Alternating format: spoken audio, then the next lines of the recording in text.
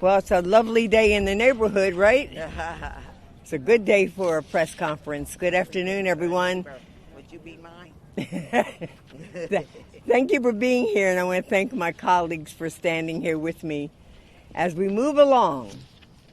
Today, we are going to introduce the Crown Act because no one should be denied the opportunity to thrive in the workplace, excel in school, or contribute their talents to the world simply because of the way their hair grows out of their head. All too often, people of color are singled out for punishment because their hair does not conform to the traditional white European conception of what constitutes professional.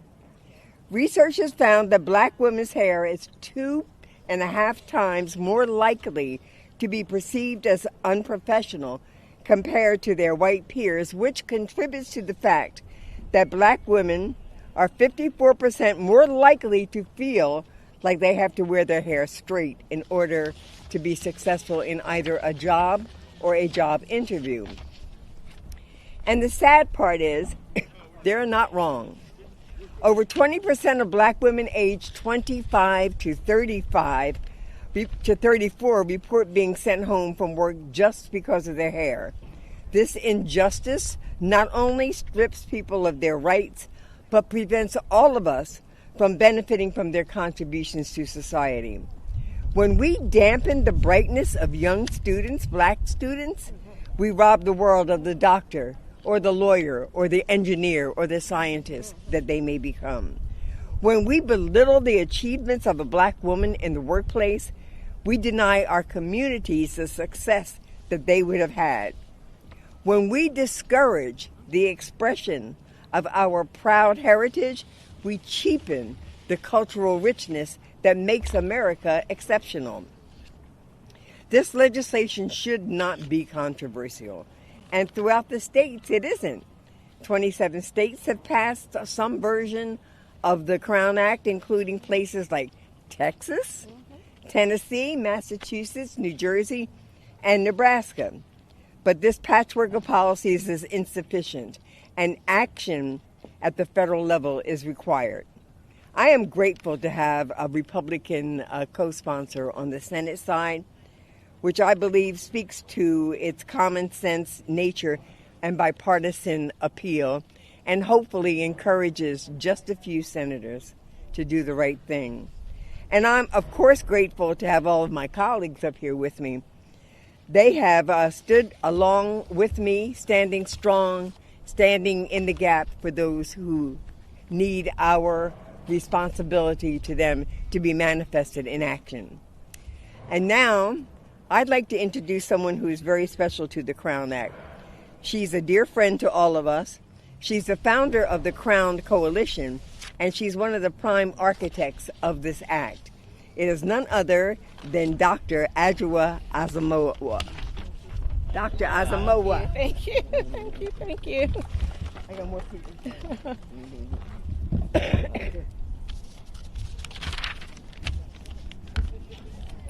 Thank you all for being here this afternoon. Again, I am Dr. Ayanna B. Asamoah, and I am known as the Crown Act champion and scholar, as I have conducted rigorous research about race-based hair discrimination, conceptualized the policy change, developed the national legislative, social impact, and coalition building strategies for this movement, and I lead it nationwide. Congresswoman Watson Coleman, thank you.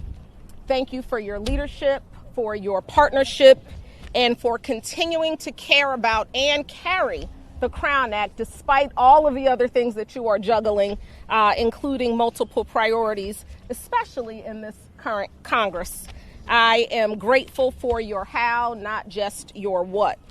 In his absence, I must thank Senator Booker for being with me on this journey from the very beginning, and lift the many members who are here for their partnership as well. I need to also acknowledge the Honorable Marsha L. Fudge and Cedric Richmond for working with me as I was literally building this plane and flying it on day one as well. It is not lost on me that there are people hell-bent on turning back the hands of time where hard-fought and critically important civil rights are concerned. There is a pervasive anti-Black and anti-progress in general movement occurring, seemingly rooted in the disdain for a truly merit-based system, despite touting it as its ultimate goal. As a student of history, I recognize the need to not be dissuaded and instead see things through to completion, including ensuring the Crown Act becomes the law of the land. Today, I am wearing my hair differently than I did at the last press conference. I had a twist out, I believe, last year. And next month, I will proudly rock my braids. I share this not because my personal hair is the focus, but because protecting and preserving our right to embrace the beauty and sometimes the versatility of it is, especially when worn in ways aligned with our racial identity. Purported race-neutral grooming policies that reinforce Eurocentric standards of beauty and myopic notions of what constitute professional hair remain problematic. While race, the way typically discussed, is certainly a social construct, racism is very real, and it requires a thoughtful and intentional approach to dismantle the rules and practices that reinforce it. The statutory protection the Crown Act provides is still needed at the federal levels, perhaps even more so in this current climate. Since 2018, I have worked tirelessly to help pass the Crown Act and shift culture to mitigate the physical, psychological, and economic harm caused by race-based hair discrimination. While this legislative movement has been a personal labor of love, and I have often referred to it as my baby, it is a people-powered movement, and it does not work without the elected officials who sponsor it and the organizations and the people who support it. In the interest of time, I will resist the urge to go into the findings of my dissertation about the Crown Act and simply thank the members again, as well as my sister, Orlena Huanca Blanchard, who led the development of the marketing strategy, and Tona Boyd and Lisa Seiler Barrett, who I worked with closely to develop the language for the bill that would ultimately be introduced in both chambers. Thank you all again for being here, and I am happy to answer questions at the end. Thank you again, Congresswoman, for having me. Thank you, Ayanna. Yes, ma'am. Don't take that over. Thank you for that. We now have the chairwoman of the Congressional Black Caucus, Yvette Clarke from New York's 9th Congressional District. Thank you so much, and greetings and good afternoon, everyone. I'm Congresswoman Yvette D. Clarke, and I chair the Congressional Black Caucus and proudly represent New York's 9th District, located in Central and South Brooklyn. I want to thank my dear friend and colleague and fellow co-chairs of the Caucus on Black Women and Girls, Representative Bonnie Watson Coleman and Congresswoman Robin Kelly, for convening today's press conference. And thank you to every colleague standing here today and those who were unable to make it, as well as our fierce advocate, Adjoa, who has joined us at this critical moment. For as long as anyone at our side today can remember, Black women, men, girls, and boys have been told they must change their hair in order to fit in, be accepted, and fit a standard of beauty that is different from our own natural beauty. Employees have been forced to adjust their appearance because some middle manager disagrees with their definition of professionalism. Young athletes have been forced to restyle their hair on the fly just to avoid being disqualified from competitions they've trained for months and years for. Students like Darryl George of Texas have lost years of schooling at this point because of oppressive efforts to dictate their conformity to a standard that was created without their consent or consideration. So let's be clear. No one should ever face discrimination, not for the color of their skin, and certainly not for the texture of their hair. The Crown Act, which I proudly co-sponsor, will change all of that. This bill represents the path to ending hair discrimination Black Americans face in every sector of our society. And more, It represents the start of our journey towards a nation that not only accepts the beauty in the things that make us different, but embraces it. I can say with certainty that my crown is my prized possession. And the fact that other black people out there are unable to show theirs off is unacceptable and intolerable. Until this legislation is law, know that we will continue to celebrate the stories, the names, and indeed the crowns of all those who fought against and have been forced into conformity. We will continue to celebrate them because their natural hair will always be worth celebrating. That is a matter of progress, folks, and we will always rise for that. Having said that, let me thank you all for attending today's press conference and yield back to my dear sister and colleague, Bonnie Watson Coleman. It's easy. It's easy. Thank you. Thank you. We'll now hear from Representative Gwen Moore, who is from Wisconsin's 4th District.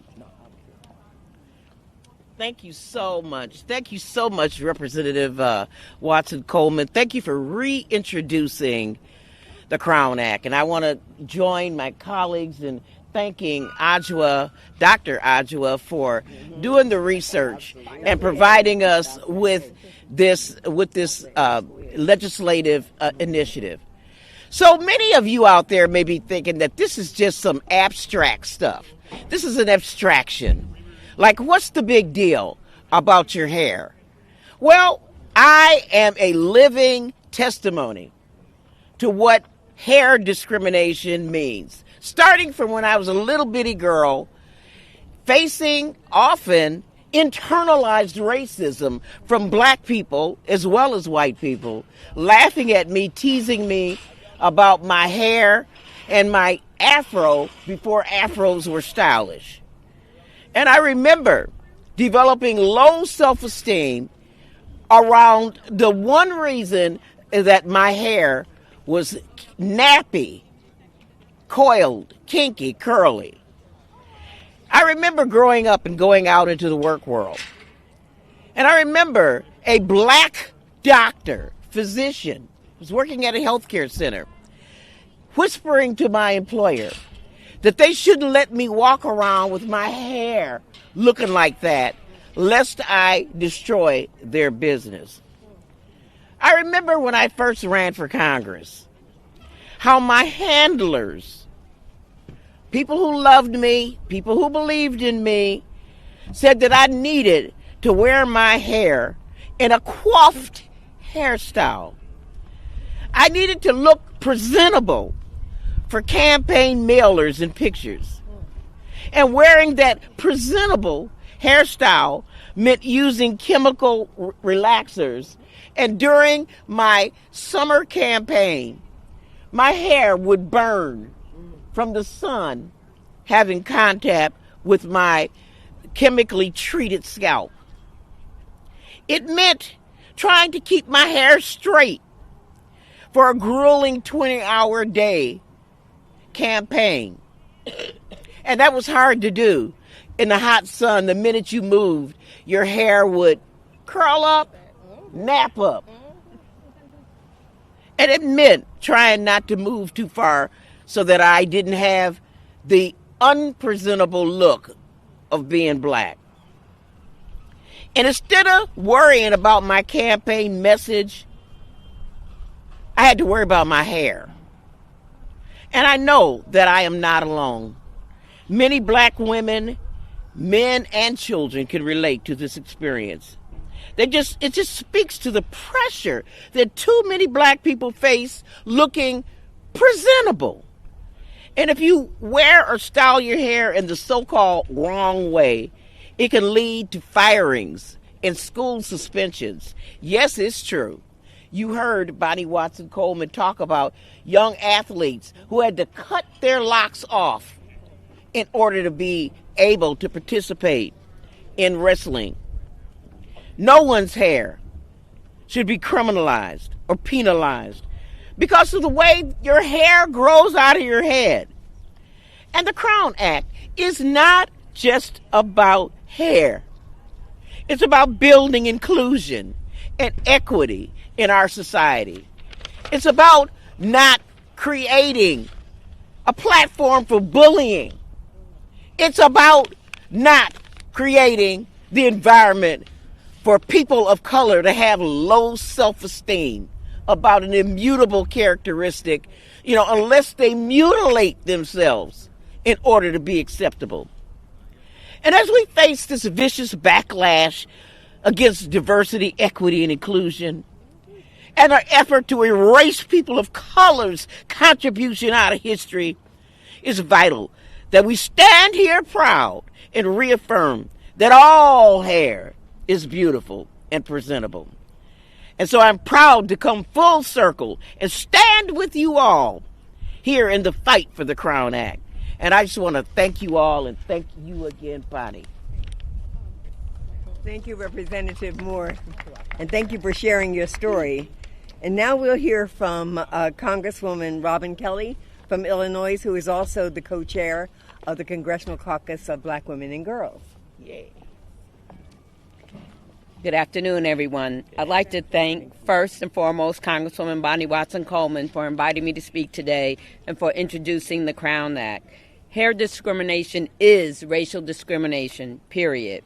My niece, who's a hairologist and a psychologist, testified for the Crown Act in Maryland. So thank you, Doc. Every day she sees the mental health impact of women making decisions about their hair. In fact, she wrote a book. Some people may think it's just hair. What's the big deal? As my colleague said, Black women with coiled or textured hair are more likely to be deemed unprofessional, face microaggressions in the workplace, or feel pressured to straighten their hair. So it's not just hair. This is about how Black women and men are treated. As the co-chair of the Caucus on Black Women and Girls, I believe Black women should always, always, always be given equal opportunities just as we are.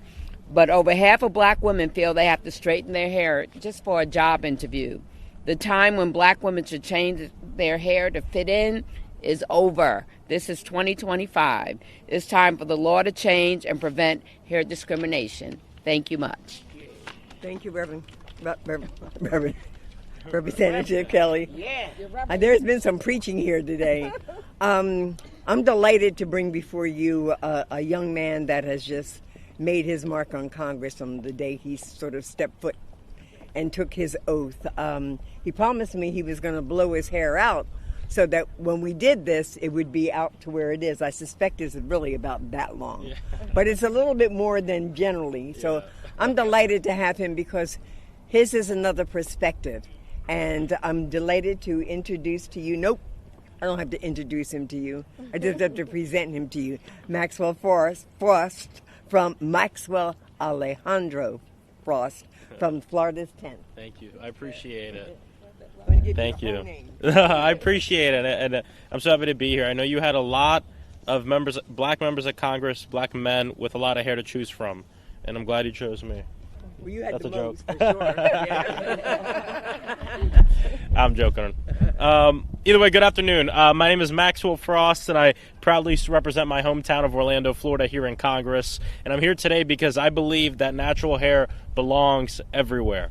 I'm thankful to Congresswoman Bonnie Watson Coleman for introducing and continuing to be the champion for the Crown Act here in Congress, because for far too long, people who in one shape or another want to continue to feed into systems of oppression and have their power deemed, they want to use their power to deem natural textured hair is not good enough. But let's be clear, nobody should be discriminated against because of the color of their skin, and nobody should be discriminated against because of the texture of their hair. And that hair discrimination is a form of racial discrimination.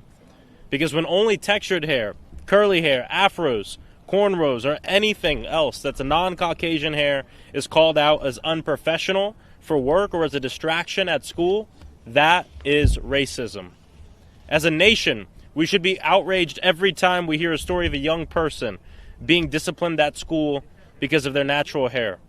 We should be outraged by the fact that Black women's hair is 2.5 times more likely to be perceived as unprofessional when compared to their non-Black counterparts. We should be outraged that young black professionals feel the pressure of hair discrimination the most. Too often, employers and schools want to punish people for how hair grows out of their head and how they choose to style or manage their hair. That is flat out wrong. It's time for the halls of this institution to do something about it. You know, I gotta say too, I grew up, I'm black, Afro-Latino. I grew up, I was adopted at birth. I grew up in a white household. My hair is different than both of my parents' hair, than my cousin's hair. And I have to say, I always say there's two seats that helped me come to term with my blackness in my youth. And those two seats were the drum throne as a drummer and the barber's chair in the barber shop.